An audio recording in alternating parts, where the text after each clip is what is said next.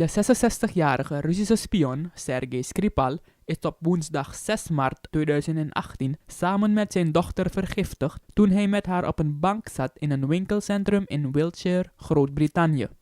Skripal en zijn dochter liggen beiden in kritieke toestand op de afdeling intensive care van een Brits ziekenhuis, vermoedelijk nadat een tot dusver onbekende stof aan hun werd toegediend.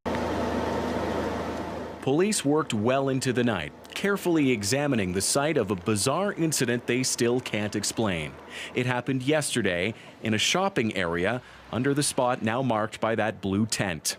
There was a couple, an older guy and a younger girl. She was sort of leant in on him. It looked like she'd passed out, maybe. He was doing some strange hand movements, looking up to the sky. Police say the two were found unconscious, though with no visible injuries, likely exposed to an unknown substance. They were rushed to hospital, where authorities today declared a major incident. I can confirm that they're currently being treated here at Salisbury District Hospital and that their condition does remain critical. Authorities didn't name the two hospitalized, but British media identified the man as 66-year-old Sergei Skripal, a former Russian spy convicted in 2006 in a Moscow military court of treason.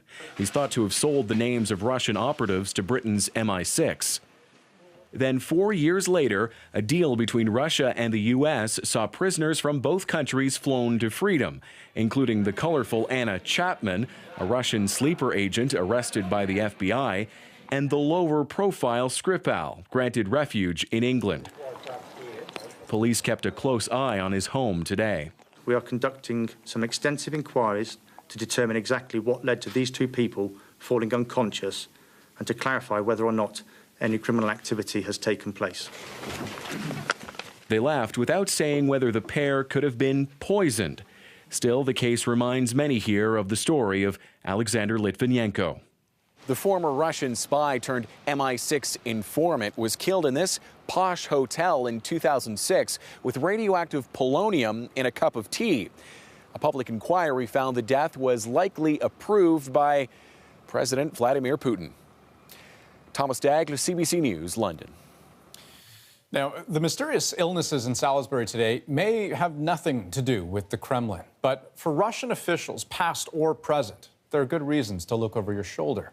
Here are just a few recent examples. In December 2016, a senior Russian diplomat was found dead in his Moscow home with a pillow over his head, covering a gunshot wound. That same month, a former general in the Russian intelligence service, the FSB, was found dead in his car, parked on a Moscow street. And in August 2017, a Russian politician critical of the Kremlin was gunned down in Kiev in broad daylight.